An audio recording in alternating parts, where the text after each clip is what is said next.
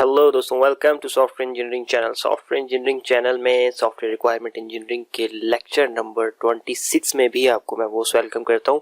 और आज हम चलें देखते हैं कि आज हम लेक्चर नंबर 26 में क्या करने वाले हैं। तो लास्ट लेक्चर में हमने देखा था कि रिक्वायरमेंट वैलिडेशन क्या होती है। अभी तक हम बड़े फ्लो के अंदर चीज़ों को रिक्वायरमेंट इंजीनियरिंग के अंदर लेके चीज़ों को बड़े फ्लो में लेके चल रहे हैं। रिक्वायरमेंट रिव्यू भी हमने देखा, रिक्वायरमेंट वैलिडेशंस को भी हमने देखा। तो आज हम क्या देखने वाले हैं? आज हम ये देखेंगे कि रिक्वायरमेंट वैलिडेशन थ्रू प्रोटोटाइपिंग क्या होती है।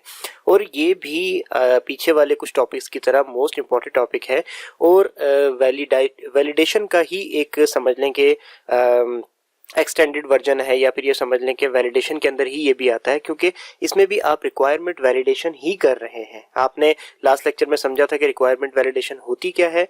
अब आप यहाँ पे रिक्वायरमेंट वैलिडेशन कर रहे हैं लेकिन प्रोटोटाइपिंग के थ्रू।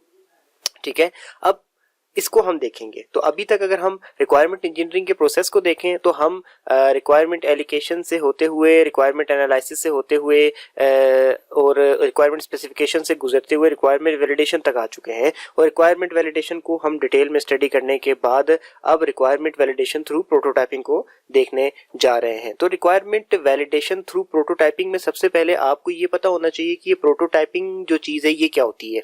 तो प्रोटोटाइपिंग का मतलब ये होता है कि किसी भी चीज की कोई प्रोटोटाइप बनाना। इसका प्रोटोटाइप का लिंक डायरेक्ट सॉफ्टवेयर इंजीनियरिंग से भी नहीं है।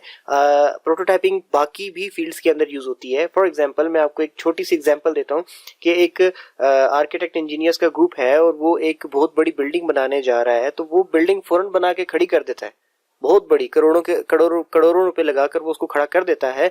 और उसको खड़ा करने के बाद जिसने वो बनवाई थी उसको पसंद ही नहीं आती, तो अब वो क्या करेगा? दोबारा गिरा के अपनी जेब से बना कर देगा? ऐसा तो नहीं कर सकता वो। ठीक है, तो वो करोड़ों रुपए लगाने से पहले, अरबों रुपए लगाने से पहले वो क्या करते हैं कि एक टेबल पे उस बिल्डिंग का एक प्रोटोटाइप खड़ा करते हैं। जिस तरीके की बिल्डिंग वो बनाने जा रहे हैं, वो बिल्डिंग का जो प्रोटोटाइप उन्होंने बनाया होता है, वो प्रोटोटाइप को उन लोगों को दिखाते हैं जिनके लिए बिल्डिंग बनाई जा रही है, जो इर्द गिर्द के लोग हैं, जो वहाँ की अथॉरिटीज हैं, रेगुलेटरी अथॉरिटीज जो अलाउ करेंगी बिल्डिंग बनाना। और वो फिर देखने के बाद उसको ओके करते हैं, या फिर ये बोलते हैं कि इसको यहाँ पे चेंजिंग कर दो, यहाँ पर ये चीज लगा दो, यहाँ पर ये चीज लगा दो। तो वो जब वो चेंजिंग्स करने के बाद वो सब कुछ फाइनल हो चुका होता है, तो फिर जैसी प्रोटोटाइप बनाई गई होती है एग्जैक्टली वैसा सॉफ्टवेयर बना दिया जाता है। लेकिन जो प्रोटोटाइप पे होती है वो एक्चुअल फीचर्स तो प्रोवाइड नहीं कर रही होती। आप प्रोटोटाइप में जाके रह तो नहीं सकते, उसके रूम्स में जाके बैठ तो नहीं सकते, मगर वो very close to actual features होती है। वो बिल्कुल वैसे ही दिखाई दे रही होती है जैसे एक्चुअल होगा। आप उसको एज्यूम कर सकते हो कि आप वहां पे खड़े हो, ये एक्चुअल है। सेम लाइक छोटी छोटी सी गाड़ियां वहां पे रखी होंगी, लोग घूमते फिरते नजर आ रहे होंगे आपको। तो इसी तरीके से जब आप प्रोटोटाइपिंग सॉफ्टवेयर इंजीनियरिंग के अंदर करते हो तो वो भी very close to actual software होती है। हाँ, अलबत्ता वो एक्चुअल सॉफ्टवेयर नहीं होती, क्योंकि अगर वो एक्चुअल सॉफ्टवेयर हो तो फिर हम उसको प्रोटोटाइप कहेंगे ही क्यों, हम उसको सॉफ्टवेयर ही कह लेंगे। लेकिन आपके पास प्रोटोटाइपिंग में यह ऑप्शन जरूर मौजूद होता है कि आप इस प्रोटोटाइप को ही फर्दर आगे एक्चुअल सॉफ्टवेयर में कन्वर्ट कर दो, या फिर इस प्रोटोटाइप को साइड पे रख के इसी जैसा एक नया सॉफ्टवेयर बना लो। ये सॉफ्टवेयर इंजीनियरिंग के अंदर आपके पास ऑप्शन मौजूद होता है। तो अभी जो हम देखने वाले हैं इसको, इस टॉपिक के ऊपर हम चलते हैं। तो प्रोटोटाइप किस तरीके से रिक्वायरमेंट वैलिडेशन के लिए यूज होती है। सबसे पहले तो ये कि आपको स्टेक होल्डर ने अपनी सारी की सारी रिक्वायरमेंट दे दी। अब उन सारी रिक्वायरमेंट को जब आप मैप करके एक प्रोटोटाइप खड़ी कर देते हो तो वो उन तमाम रिक्वायरमेंट्स को डेमोन्स्ट्रेट करने के लिए इजीली यूज हो जाती है कि देखें जी, ये आपकी रिक्वायरमेंट थी, वो यहाँ पर पूरी हो गई। ये देखें, ये आपकी रिक्वायरमेंट थी, यहाँ पे पूरी हो गई। इसी तरीके से जब रियल में एक प्रोटोटाइप सामने आ जाती है और उसके ऊपर सारे के सारे रिक्वायरमेंट बड़े जबरदस्त तरीके से डेमोन्स्ट्रेट हो जाते हैं, तो क्या होता है कि हेल्प मिलती है स्टेक होल्डर को प्रॉब्लम डिस्कवर करने में।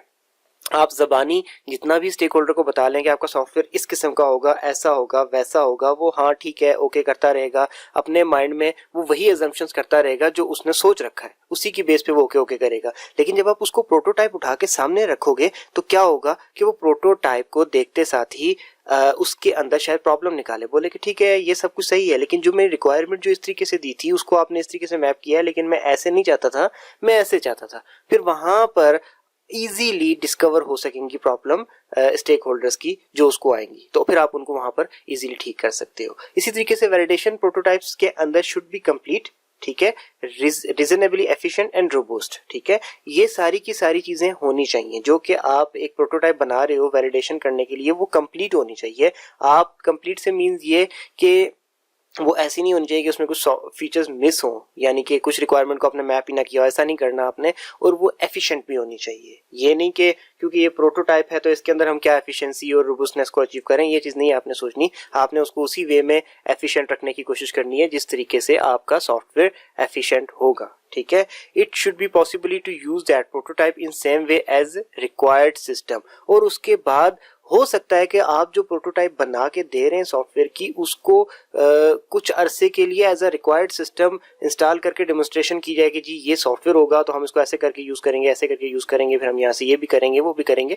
हो सकता है वो ऐसे भी यूज हो। हाँ, वो प्रोटोटाइप होगी, वो एक्चुअली सारे सॉफ्टवेयर के फीचर्स प्रोवाइड नहीं कर रही होगी, बट स्टिल वो एक डेमोन्स्ट्रेशन के लिए उसको अपने पीसीज में इंस्टॉल करके देख सकते हैं, ठीक है। और उसको इस्तेमाल करके उसको चेक कर सकते हैं कि ठीक से काम कर रहा है या नहीं कर रहा। अच्छा, यहां तक हो गया। अब इसके बाद हम आगे चलते हैं प्रोटोटाइपिंग में। फॉर वैलिडेशन के अंदर जो स्टेजेस हैं आप डिफरेंट, आप उससे जब गुजरते हो, जब आप प्रोटोटाइप बनाएंगे तो आप सबसे पहले क्या कर रहे हैं, आप प्रोटोटाइप किसके लिए बना रहे हैं? आपके माइंड में तो ये क्वेश्चन आना चाहिए ना। तो डेफिनेटली आप प्रोटोटाइप उसके लिए बना रहे हैं जिसके लिए आप सॉफ्टवेयर बनाने वाले हैं। और उसके लिए आप प्रोटोटाइप इसलिए बना रहे हैं कि उसने रिक्वायरमेंट्स अब आपको सारी दे दी हैं। अब आप रिक्वायरमेंट्स को वैलिडेट करना चाहते हैं, तो वैलिडेट करने के लिए आपने क्या चूज किया?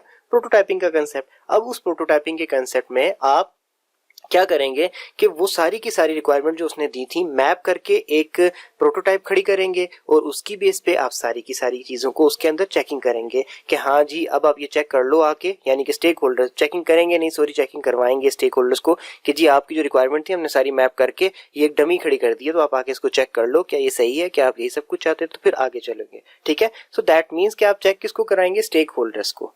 अब स्टेक होल्डर तो कोई भी हो सकता है कंपनी के अंदर, जिस कंपनी के लिए आप सॉफ्टवेयर बना रहे हैं उस कंपनी के शेयर्स जिसके पास हैं, पॉसिबली कहीं से लिंक होकर वो भी स्टेक होल्डर बनता होगा, लेकिन आपने उसको नहीं चेक कराना।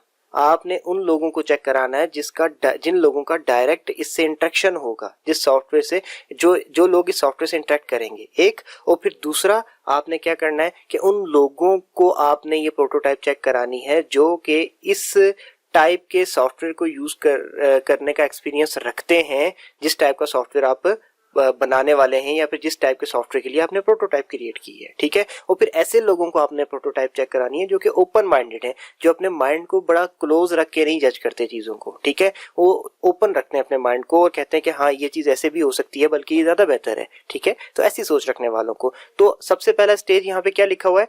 चूज प्रोटोटाइप टेस्टर्स, यानी कि वो लोग जो कि प्रोटोटाइप को टेस्ट करने वाले हैं, चेक करने वाले हैं कि ये ठीक है या नहीं, वैलिडेट करने वाले हैं, वो टेस्टर्स होते हैं। तो उनको चूज करना सबसे पहला आपका स्टेप होता है प्रोटोटाइपिंग की वैलिडेशन में, प्रोटोटाइप बनाने के बाद।